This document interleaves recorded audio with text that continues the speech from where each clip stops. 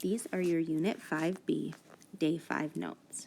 We are continuing to work on Standard 3A, I can interpret key features. You are going to identify the slope and the y-intercept given a numerical representation, which is something like this table. The only difference is these tables that we're working with now, instead of having an x and y, we have different labels, so it has a real-world context. So our first step is to find the y-intercept. So I have my weeks and I have my money. My weeks is my x, and my money is my y.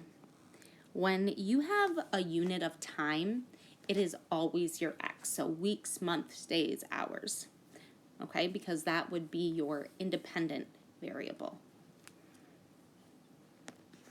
All right, so now we've labeled our x and our y, and first we're going to find the y-intercept. Remember, the y-intercept is when your x value is 0, all right? So I look here, and I can see right here is where my x value is 0, so my y-intercept is 500. So what is the y-intercept? Remember, it's always 0. And what is the y value that goes with 0? 500. So this is our starting point, or it could be where the line crosses the y-axis, okay?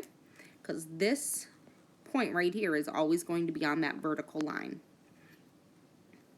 Now we can solve for the slope by using your preferred method.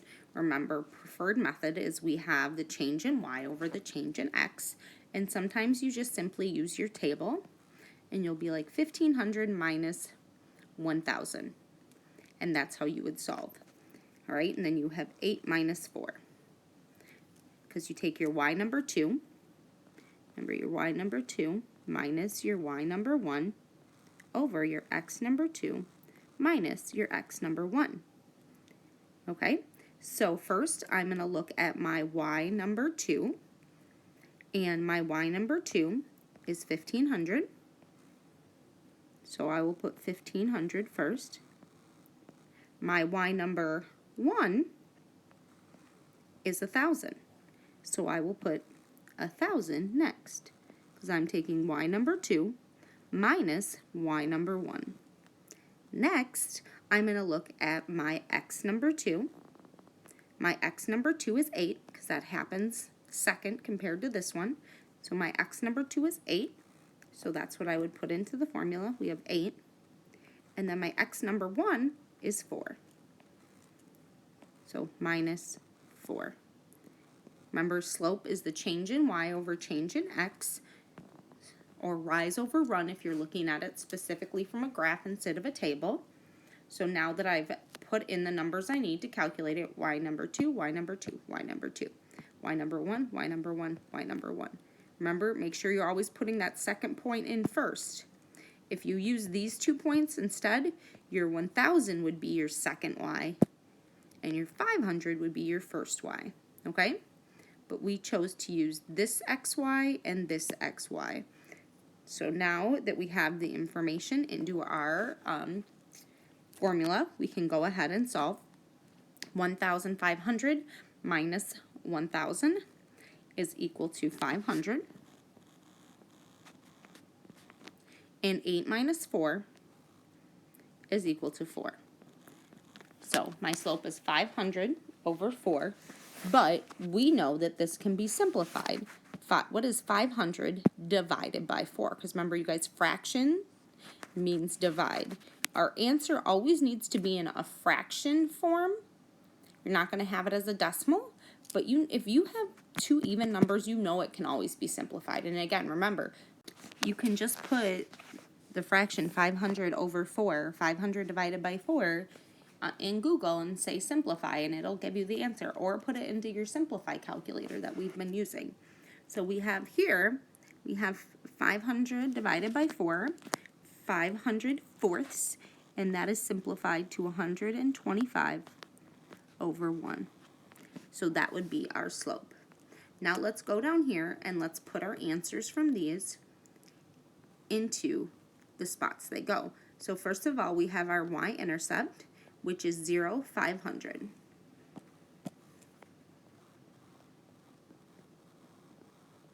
And what does that mean? Well, it's 0 weeks, 500. That means that she started with $500.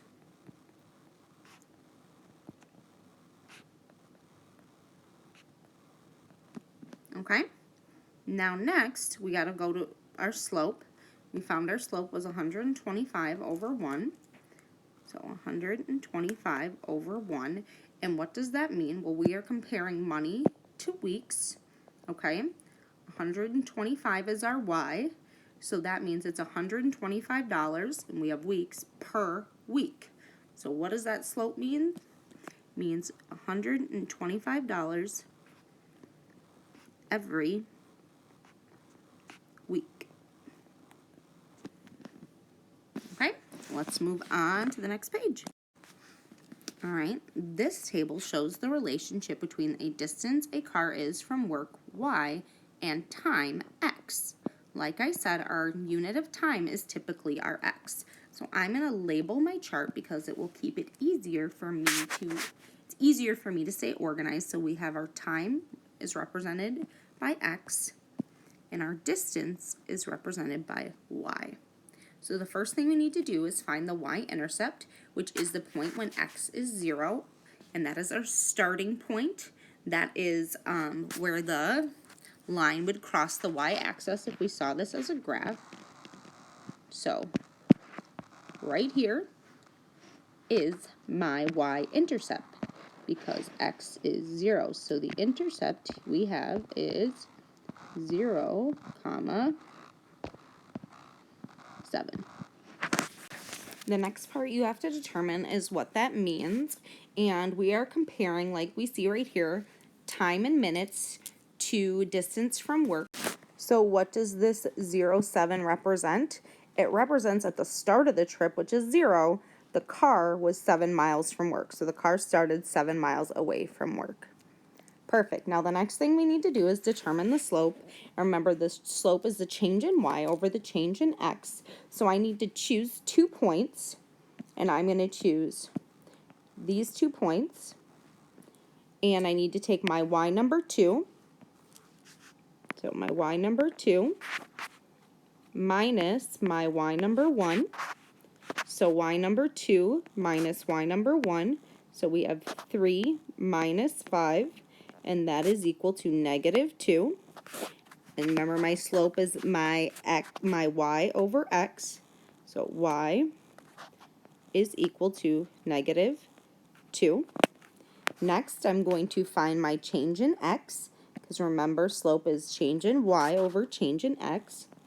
I've chosen my 2 points, and so now I need to take my X number 2 and subtract my X number 1 from that. Okay, X number 2 is 4. X number 1 is 2. So 4 minus 2 is equal to 2. So my change in X is 2. So that would go down here. And -2 over 2 can be simplified to -1 over 1. So my slope is -1 over 1. And what does that mean? It means that the car travels 1 mile every minute, because we're comparing miles to minutes. All right, at this point, I want you to go ahead and pause the video and try this one on your own. And remember, I'll give you a little hint that this is your X and this is your Y. And remember that slope is change in Y over change in X. Pause the video and try on your own. Okay, hopefully you tried this on your own. First, we find the Y-intercept. The Y-intercept is when X is 0. So we have 0, 1, 0, 1. That's our ordered pair. And what does that mean? Well, we're comparing time in days to number of dogs. So at the start, 0 days, 1 dog was adopted when they opened or at the start of this shelter. Okay, next we find the slope. We find the slope by taking the change in Y, Y sub 2 minus Y sub 1. y sub 2 is 3, y sub 1 is 2, 3 minus 2 is 1, so my change in y is 1. On the bottom, we have the change in x. X number 2 is 4, x number 1 is 2, 4 minus 2 is equal to 2. This slope cannot be simplified, so the slope is 1 over 2, or 1/2. And what does that mean? Remember, we're comparing dogs in time. My y is my dog, so one dog is adopted every 2 days. X is 2, so that's why we have 2 days here. Y is 1, and Y is dog, so that's where this one dog comes from. Right, so hopefully you did this correctly. If not, change your work and make sure you have the right information in your notes. Okay, I would like you to try this first one on your own, so pause the video and try it, and then I want to talk about this one together. Okay, hopefully you had a chance to finish this on your own. The y-intercept is 0, 3, x is 0, y is 3. This intercept is every time you see x is 0, so the y-intercept is 0, 3. What does that mean? Well, we're comparing pizzas in cost, and we're ordering pizzas, okay? So when we are ordering pizzas, when we have 0 pizzas, there's still a cost of $3. So you would just kind of use your problem-solving skills and be like, oh, I'm ordering pizza. There's probably a delivery fee. That's why it's before I've even ordered any pizzas, there's a $3 charge. So we're comparing pizzas to cost. When we have 0 pizzas, cost $3, so the delivery fee or starting cost is $3. Next, we find the slope. Y number 2 minus y number 1. 39 minus 21 is 18. X number 2 minus x number 1. 4 minus 2 is equal to 2. 18 over 2 can be simplified to 9 over 1. So the slope is 9 over 1. And what does that mean? Well, we are comparing pizzas to cost. Okay. So it's $9 per pizza. $9 per pizza. $9 per pizza. Or you can write it as each pizza costs $9. Sometimes because you know it's y over x, it's nice to start with the y, which is why $9 per pizza. But saying each pizza costs $9 is the exact same thing. All right, so now I want to look at this last problem. And this last problem has something that's interesting. You can see that all of these numbers are the same. So the table shows the relationship between the altitude a climber is at, y, and the time, x. So we find our y-intercept, like where x is 0. We should know this by now. So when x is 0, y is 4,700. All right, and what does that mean? That means that the person starts at an altitude of 4,500 feet. All right, and now we have the slope. All right, so we can calculate it, or we could just like be aware of something. When all of your y values are the same, the slope is 0.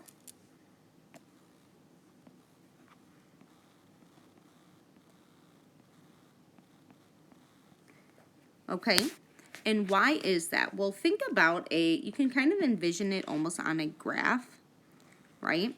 This is our graph. Now let's have the point 4,500 at 0. Well, then we move to 4,000, and 10, 4,700. So you can see when all of the y values are the same, how they're in line like that, which is a slope of 0. So the slope of 0 over 5 is a 0. And what does that mean? That means that as they were traveling, the altitude did not increase. They stayed at the same altitude. You can kind of like look at it like this. Like, look, it did not increase. They did not go taller or higher on the mountain. They just stayed at the same altitude. Okay, so go ahead and record these information in your notes. And you do have homework tonight. Day 6 video is due tomorrow, so please make sure you get that done as well.